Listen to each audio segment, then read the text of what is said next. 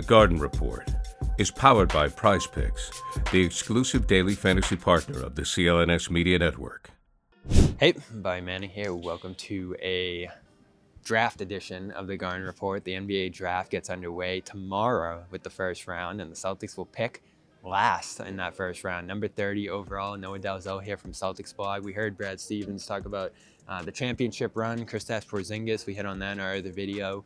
You can go check out the latest on him and his injury. But draft, the first order of business up on the list. Celtics started holding workouts here in April. They've had a dozen or two guys in here, and there's going to be a wide array of options for them here in this draft. The latest reporting from Yahoo is that they're looking at moving up and moving down.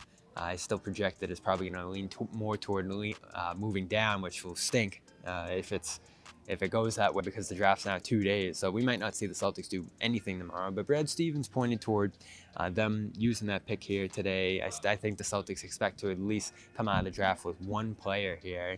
So we'll get into the specifics with some of the experts over the next day or two here. And in our live show tomorrow, we'll have some live coverage of the draft here, of course, on CLNS Media. But in terms of a position of need long term, what are you looking at on this roster? What kind of player do you think they need? Yeah, I think you're looking at the front court just because of the lack of certainty around who you're going to have. Obviously, Al retiring at some point in the next few years, you'd think. You would think. And so, yeah, you never know. He shot that down really, significantly this past weekend. But I think that you're still looking at that position because Porzingis, we don't know what his health status is going to be at the beginning of the year. We also don't know what it's going to be throughout the year, whether he's dealing with things. And then outside of that, you don't have the same depth that you have on the wings, even guards right now. So I think you're just looking at that as a position of need.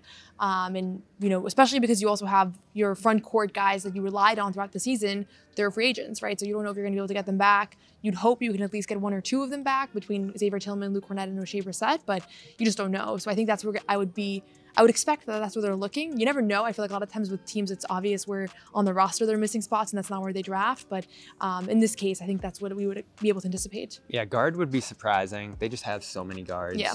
Certainly Derek White will be a question, and that's one of the things they have to figure out this summer. But they brought in Jaden Springer. You have to think that's a guy that they're looking at developing and bringing along over the next couple of years. J.D. Davison's here still.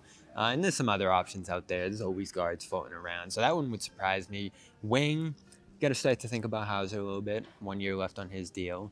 We'll see what they do. They could talk an extension this summer. But looking at some of the guys they're bringing through the building here, there are a lot of shooters. There are a lot of Hauser types that they're looking at. So I think that's something you got to look at and not be surprised if they go with there. But the most obvious one would definitely be big with Horford, as you mentioned, with Porzingis' injury status. And they already tried to address that a little bit with Keita and to try to bring him along. So, they are probably going to bring back Keita this year. But do you look at him as an eventual starter long term? You want to have someone in the building.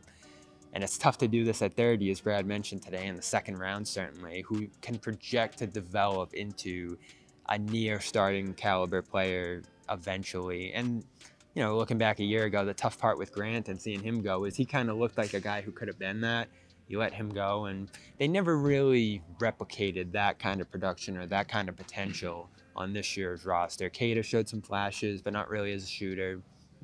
Tillman, same deal, right? And he's a free agent. So you have some options here, but you probably want to add another option in the mix.